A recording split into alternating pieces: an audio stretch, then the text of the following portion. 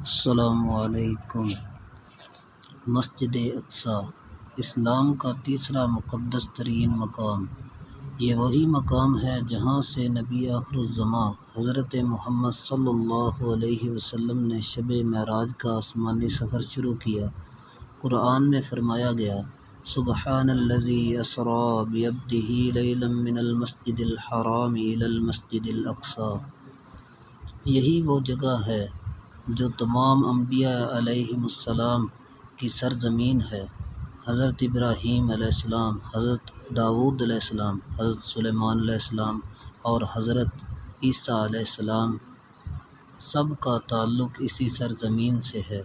یہ پہلا قبلہ ہے، وہ جگہ جہاں ہمارے نبی صلی اللہ علیہ وسلم نے تمام انبیاء کی امامت فرمائی۔ آج مسجد اقصی مظلوم ہے، دشمنوں کے قبضے میں ہے، لیکن یاد رکھو یہ صرف ایک عمارت نہیں، یہ ہمارے ایمان کا حصہ ہے۔ مسجد اقصی ہر مسلمان کے دل میں بستی ہے اور قیامت تک بستی رہے گی۔